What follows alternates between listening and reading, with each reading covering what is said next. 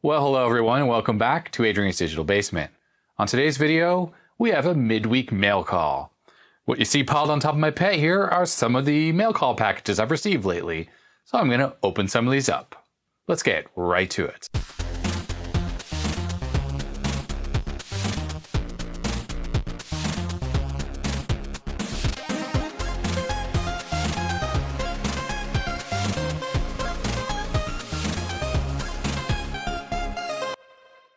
I'm going to try to open packages oldest first, but I don't really remember exactly the order they come in. I should probably put the date that I received them on the package, so in the future, it'll help me stay a little organized. First package is from Adam in Post Falls, Idaho.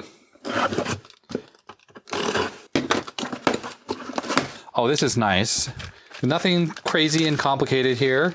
Adam had reached out to me and let me know that he had an extra Commodore DIN cable.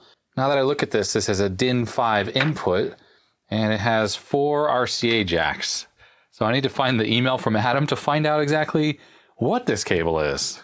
Okay, I found Adam's email, and I've looked up the product listing for this particular cable.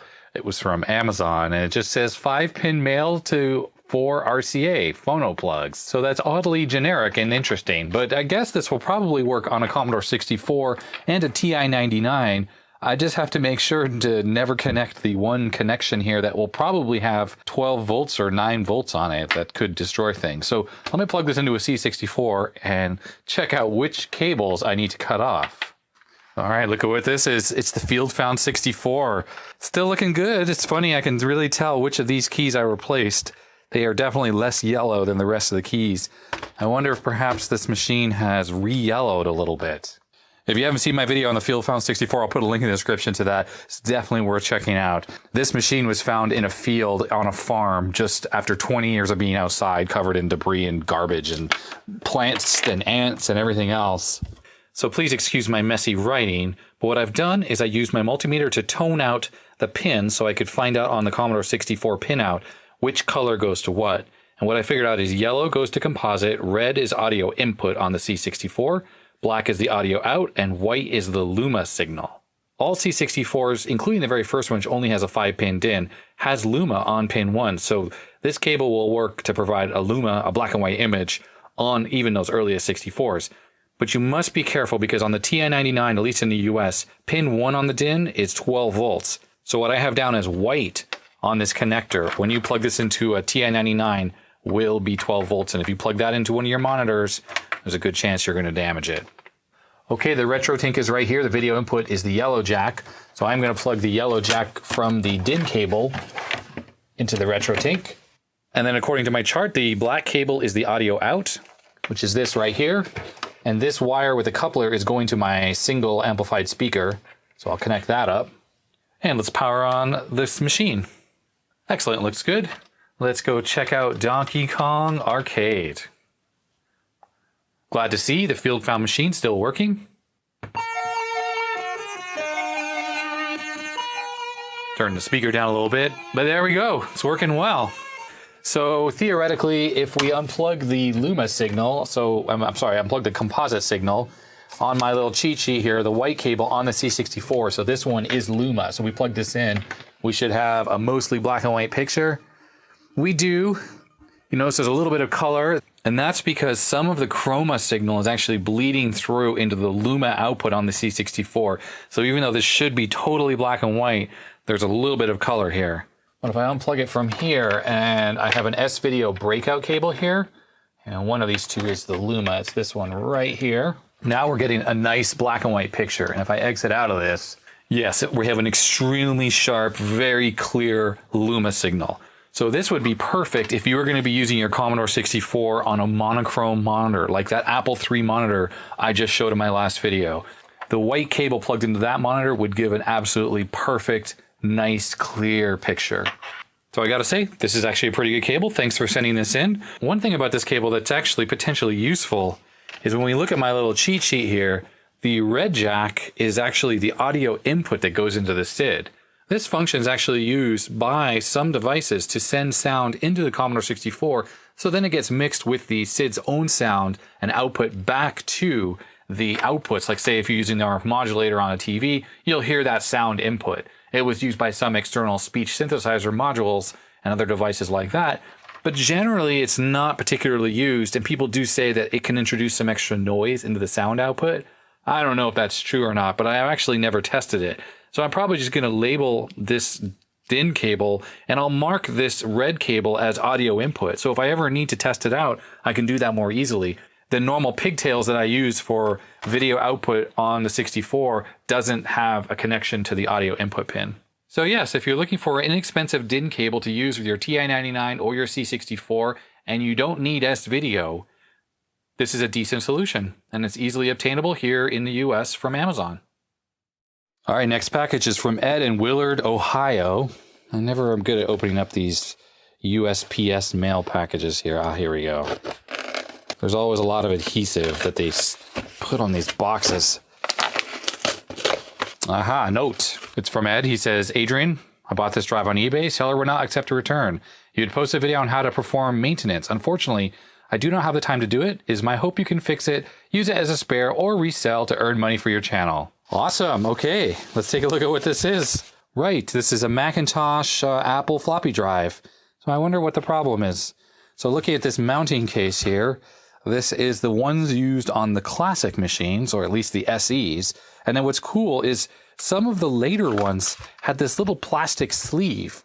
And what happened on these early drives, you see all the vent holes here? The machine would suck so much dust through the disk drive that it would just become totally gummed up. And I have seen this on some of my later Macintoshes. The drive itself sits inside of this plastic shell where it only has an opening for the floppy drive cable, and therefore it keeps the dust from building up inside of the disk drive.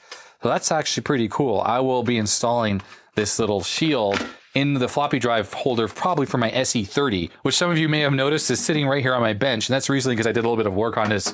But since I love the SE30, I think putting one of these plastic shells in there would be perfect. It did include the screws, which is very nice. Thank you very much. And let's take a look at this drive. Let's see here. So this particular drive is an MPF-75W. It seems to be in pretty good shape. Now, if you ever get one of these floppy drives and you're trying to tell if it's the high density version or not, you can tell by the small micro switches. And it's a little hard to see on the camera. Sorry, the camera refuses to focus. This Panasonic camera has the worst autofocus. Half the time it's hunting, and other times it seems to lock on to the wrong thing. Anyhow, if you look at the little switches there, there's a little yellow micro switch there, and then there's a white one next to it. And over on this side, there's one right there as well. See the little white shaft sticking up? This tells you it's a high density. If you see one on one side and one on the other side, that means a double density drive. If it's two on one side and one on the other side, that means high density. So the drive looks to be in pretty good shape physically. It's a little gummed up right there. But I'm wondering what the fault might be with it, because it looks okay, at least on the surface.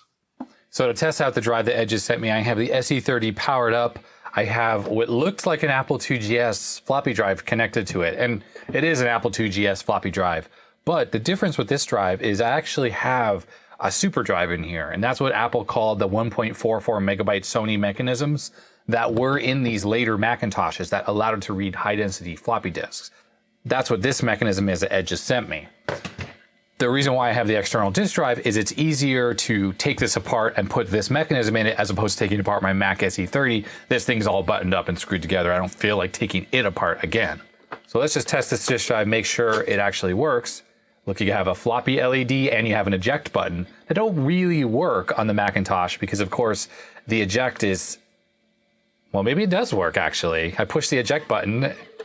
Okay, so I stand corrected. The eject button does actually work. Oh, you can see that this is a high density disk. See the HD logo there? When I put this in, it reads it fine. And there it is right there. We have PC untitled floppy disk. I'm just gonna format this as a Macintosh disk. Interesting is it supports ProDOS 1.44 megabyte. I don't actually know what Apple II supported high density disk drives, if any. But the Macintosh can format a ProDOS high-density disk. But yes, any Macintosh that supports high-density drives can support an external version of the drive, and you can just take the mechanism and replace the 800K mechanism that's in this Apple II floppy drive originally and stick the high-density one in there, and it absolutely works perfectly. Keep in mind the Macintosh can only support one external floppy drive. So even though this drive has an external daisy chain port on the back, which I can't show you because it's busy formatting, you cannot connect more than one drive at a time to a Mac. You can have one external drive and one internal drive. That's it. Yeah, there it is, Mac disk. And it has the correct icon, 1.3 megabytes available. Just for fun, I will copy Stuffit Expander 512 onto it, which is 1036K, so that will take up most of this space on the floppy disk. And that means when we get this other drive working, if I can, then I can test to make sure it can read this disk without an issue. Sorry for the rolling scan lines on this Macintosh. I see that on the camera they don't look so great. Fortunately, I have no way really around that. All right, let's eject this floppy. Time to disassemble the super drive, the super Apple II drive.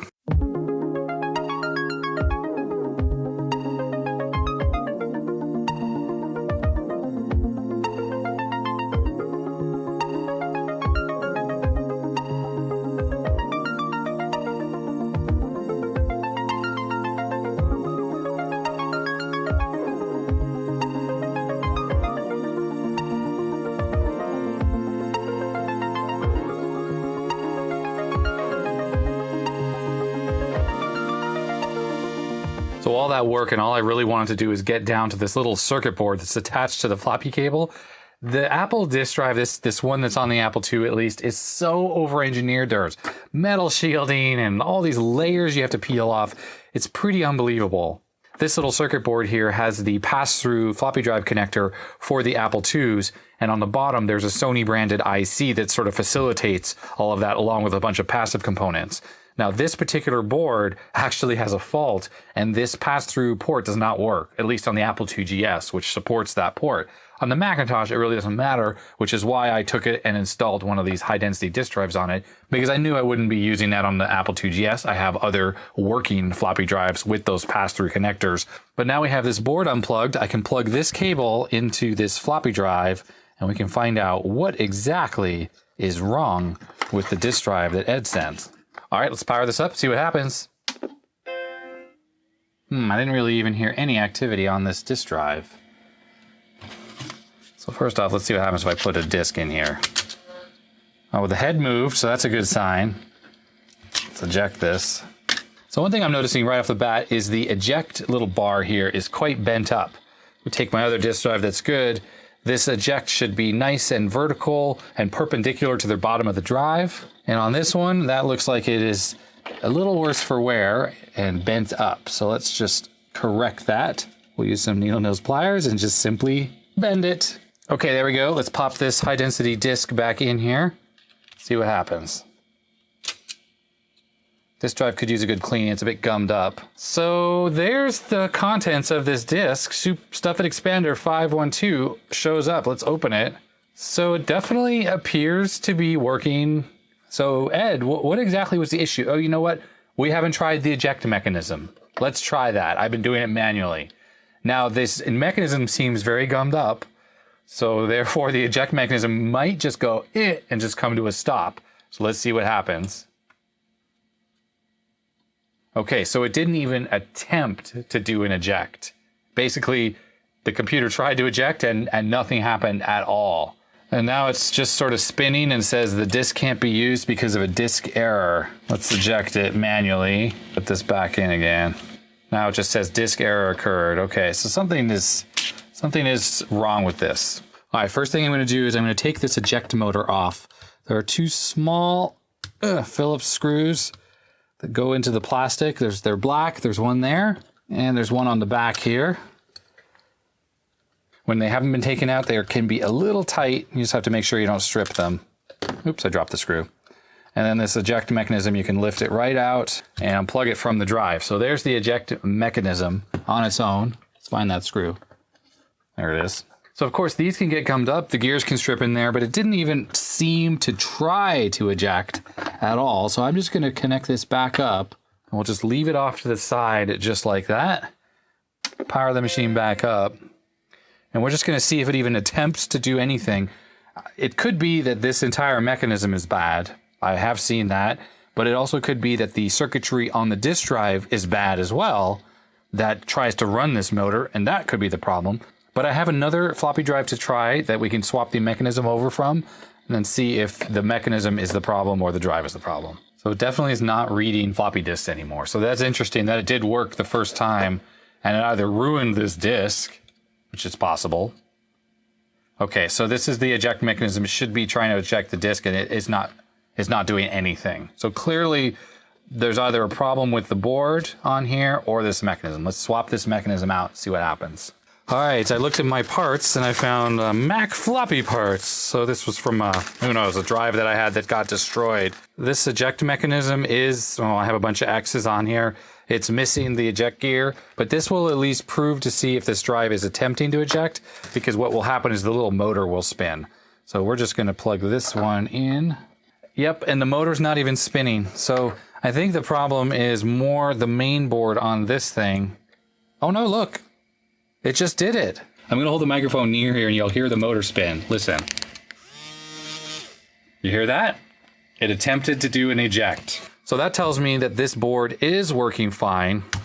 The problem exists in here. Either this motor is bad or this little circuit board is bad. There's a couple contacts in here that they get dirty and messed up, and then that stops working. Okay, so it isn't reading disk still, so I'm gonna try this cleaning floppy here in here. See if that makes any kind of difference. It might. Okay, it's telling me it needs to format the disk, which is fine. So we'll eject that now. Visually, the heads don't look like they're damaged. So the disk definitely stopped working because it wouldn't read inside the internal drive as well. So I'm reformatting the disk, which is what it's telling me it needs to do. I'm going to take this opportunity to take some 91% IPA, and the little head movement assembly here is very gummed up with a lot of kind of old crusty grease. This could be easily gumming up the works. Yeah, this is, ugh. Let's just get this crap out of here. Yeah, that's some crustiness. This little screw in here can be pretty sensitive on Mac drives. When they get gummed up, it just has trouble seeking the heads quite right. So I'm going to apply some silicone grease onto a cotton swab, and I'm going to just goop that on there after I cleaned off the old crud. All right, so let's pop this in now, see if we have any difference. It's telling me that the disk needs to be ejected. Let's try that one more time. It's trying. Oh, it read it. Look at that. So there it is. There's the disk. Let's copy a file onto there because we've seen this drive work once before. And then we're going to stick it into this machine and see if it's able to read it. So I'll copy StuffIt Expander 512 on there.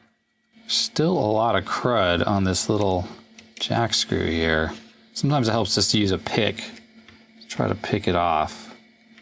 Okay, so StuffIt Expander should be on this disk. Let's see what happens in the internal drive if I can read it. It says blank. It says StuffIt Expander 512. Let's run it.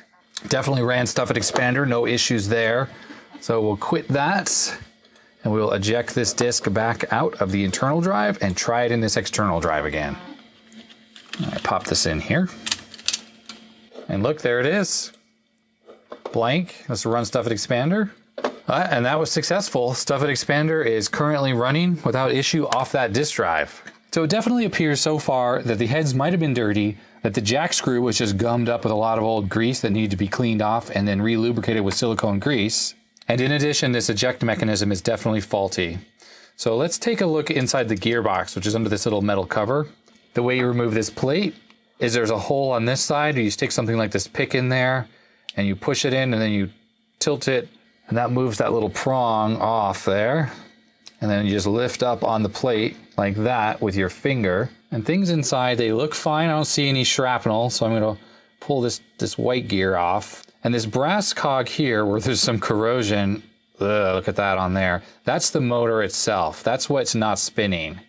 This gear here I just pulled off, the one that touches that touches the brass gear, this is the one that corrodes and completely disintegrates over time. In fact, I can see that the tooth there is actually chewed up. So that might right there have been what was causing this not to spin. So I'm spinning the brass motor. Oh, and there's a lot of gunk on this. Unfortunately, this little gear here is starting to disintegrate. It often can jam that up right there. Now these are probably going to spin fine. Yep, they're spinning okay. But what happens is when this goes bad, it loses a tooth and it wedges up against the brass gear. and prevents it all from spinning. So I'm going to try to clean this up a little bit. And I'm just going to use some 90% IPA on a cotton swab. So you got to look with magnification because there's actually a chunk of the old gear that broke off sitting in here. It's hard to see, but that's it right there on the end of the pick. That was from this little orange gear here. That broke off, and I have a feeling that was wedging this. And that was probably keeping this thing from spinning entirely. This motor's not really high torque. It spins at high speed, and this is a gear reduction that's going on. All right, well, it's kind of impossible to clean this out entirely just because there's a lot of gunk in here. But what we can do is, now that I took that gear off, let's plug this back into the disk drive and see if that little motor spins when we try to eject the disk. Yep, and there we go. You hear that? It's actually spinning, and if I turn this gear, it will stop. See that? It stops. So the eject mechanism, when this gear is not in this position, will spin until this goes a complete cycle. So listen, as soon as I turn this, now it's spinning, and what's happening is the drive will keep ejecting the disk automatically until it gets there, and it will stop. So all we got to do is replace that eject gear with a new one, because this one is crap, and this will work again. And I have some 3D printed ones I picked up from Vesperworks.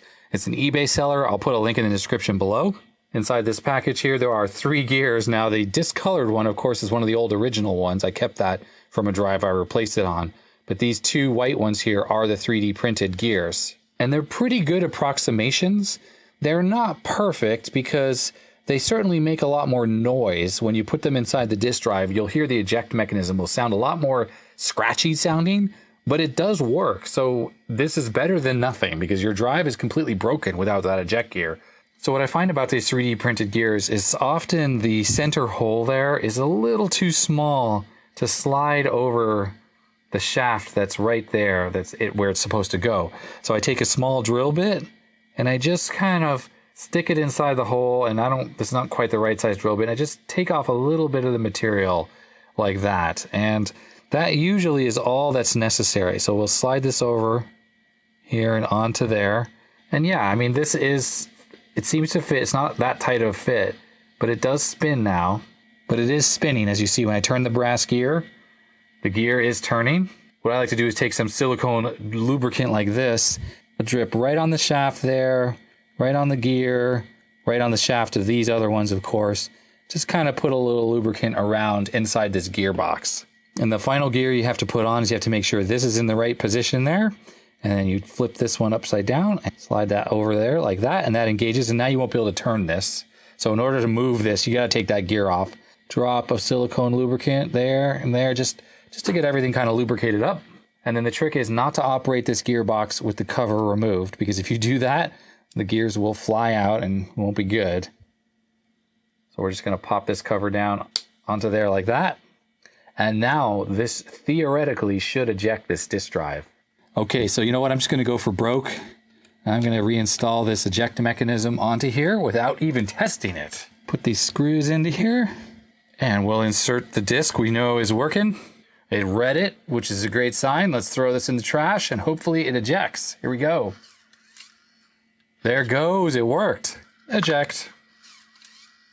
There we go. Usually with that new gear, it takes several times for it to kind of get itself working right, especially with the lubricant that's in there. It needs to kind of work itself into those, around those teeth in the gears. But here we go. Let's try it. Let's listen. I'm going to hold the microphone close to the eject mechanism just so you can hear how it sounds.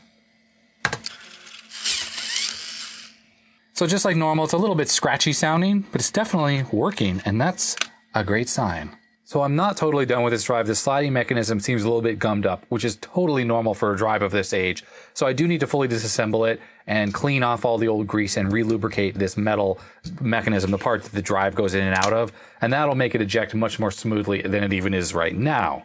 I already have a previous video on servicing these disk drives start to finish, so I will link that in the description below. All right, I finished cleaning and lubricating the drive. When you stick the disc in there, there should be a very nice solid thunk.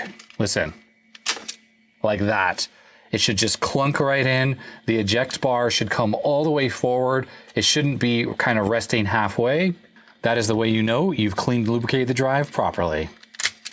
After I service one of the Apple disk drives, I like to mark on it with a post-it note to show what type of drive it is and what I did to it. So I put a new gear and I cleaned it, and I did it on the 16th of April, 2020.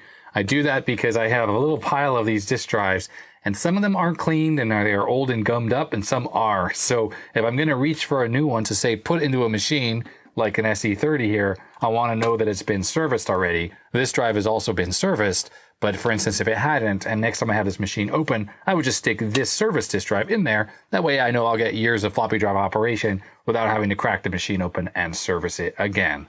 So thank you very much, Ed, for sending me this disk drive. I'm glad I was able to get it working. There is one thing to consider though. If anyone operates an old Macintosh that has these types of Sony mechanisms with the eject drive, if you haven't changed the drive gear, you are on borrowed time. It is really only a matter of time before this gear strips out and renders the drive inoperable, exactly like what happened to this one. So do know that you should probably order some of these gears and take apart the drive and replace that gear.